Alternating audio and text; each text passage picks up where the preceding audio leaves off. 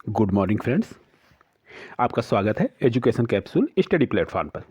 आइए आज एक नए टॉपिक पे हम चर्चा करेंगे और ये टॉपिक है हमारा क्रांति से संबंधित है, जिसमें हम आज आपको जितनी भी क्रांतियाँ हुई हैं हमारे देश में, उन सभी क्रांतियों के बारे में हम विस्तृत रूप से बताएंगे। आइए शुरू करते हैं।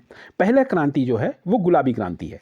देखिए गुलाबी क्रांति का जो है, ये गुलाबी क्रांति हमारा प्याज और झींगा से होता है, इसके उत्पादन से संबंधित है। प्याज प्याज जो होता है वो गुलाबी होता है, झींगे का भी कलर देखिए हल्का हल्का गुलाबी होता है, तो इससे आप थोड़ा सा आइडिया लगेगा, आपको ट्रिक भी समझ में आएगी कि हाँ गुलाबी। और भारत विश्व का सबसे बड़ा झींगा मछली का उत्पादक देश बन गया है जी। तो भारत में गुलाबी क्रांति के जो जनक है ये भी पूछ लेता है, तो ये याद रखिएगा आप, दुर्गेश पटेल जी हैं। तो गुलाबी क्रांति, प्याज और झींगा, और इसके जो क्रांति के जनक हैं वो दुर्गेश पटेल जी हैं। आइए दूसरा देखते हैं हम, सिल्वर क्रांति। सिल्वर क्रांति जो है वो अंडा उत्पादन और मुर्गियों की उत्पादकता को बढ़ाने के लिए होता है। देखिए अंडा उत्पादन, अंडे के जो अंदर का जो होता है, अंडे के अंदर का जो पीलापन होता है उसको आप सिल्वर के रूप में देखिए। तो इससे याद होगा, जो सफ़ेद है उसको सिल्वर के रूप में देखिए। तो इससे आपको समझ में आएगा कि हाँ अंडा और मुर्गियों के उत्पादन के लिए सिल्वर क्रांति। इसको भी, भारत की मुर्गी एक वर्ष में 65 अंडे देती हैं, जबकि अमेरिका में 295 अंडे। भारत में आंध्र प्रदेश में सबसे बड़ा उत्पादक है किसका, अंडे का।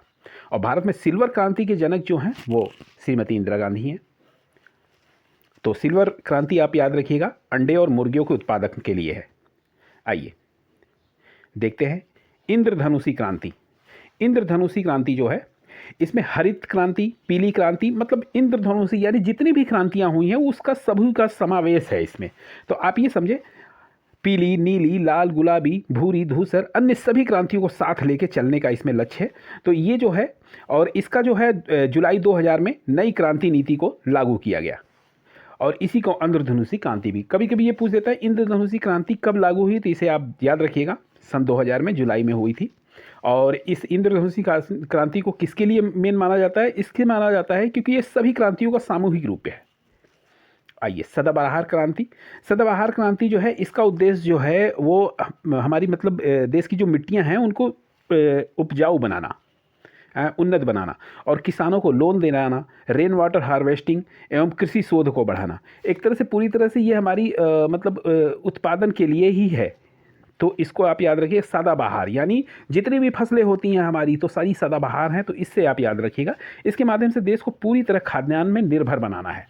और इसके जो हमारे जो जनक है सुश्री स्वामीनाथन है सदाबहार क्रांति के जनक।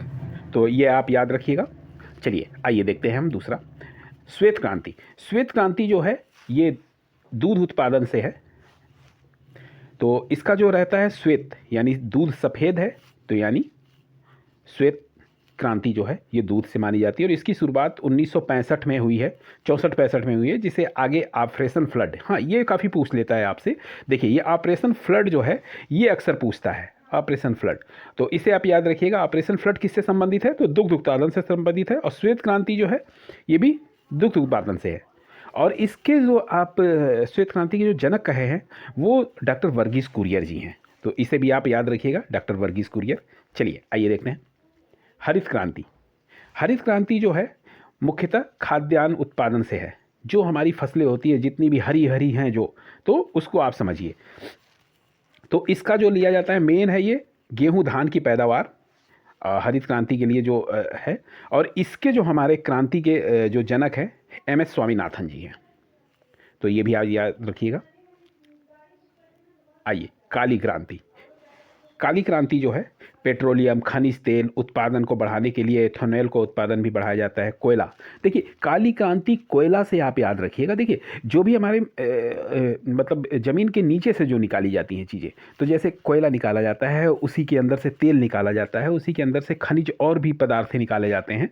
तो ये आप समझ लीजिएगा काली क्रांति, कोयले से आप याद रखिएगा। जब कोयला दिमाग में आएगा तो और भी सारी चीज़ें आ जाएंगी, तो इसको आप याद रखिएगा। पेट्रोल में एनेथोन को मिला के 10% मिला के बायोडीजल बनाने का लक्ष्य है। ये चलिए ये तो तथ्य है। आइए देखते हैं सुनहरी क्रांति।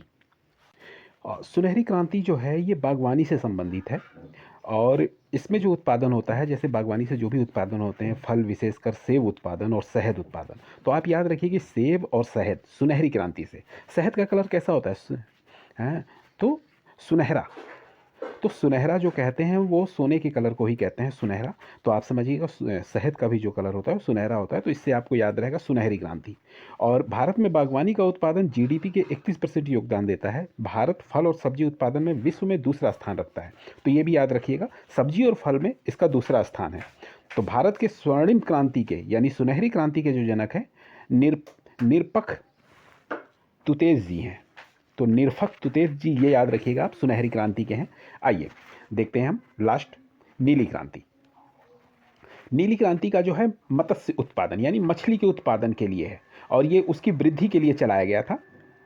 तो ये 2013 और 14 में भारत में 95.8 लाख टन मछली का उत्पादन हुआ था, नीली क्रांति की वृद्धि के लिए जो किया गया था इसके बाद से। तो भारत विश्व का दूसरा सबसे बड़ा मछली उत्पादक देश बन गया है और इसके नीली क्रांति के जो जनक है अरुण कृष्णम है, इसे भी याद रखिएगा आप। तो नीली क्रांति के जो जनक हैं अरुण कृष्णम है और नीली क्रांति जो है वो मछली उत्पादन से संबंधित है, तो इसे आप याद रखिएगा। चलिए आगे के लिए हमारा फिर से आप हमारे नए कंटेंट्स देखते रहिए और मैं आशा करता हूं कि आपको ये कंटेंट समझ में आए होंगे। एक बार आप पुश करके भी इसे देख सकते हैं। तब तक के लिए जय हिंद, जय भारत।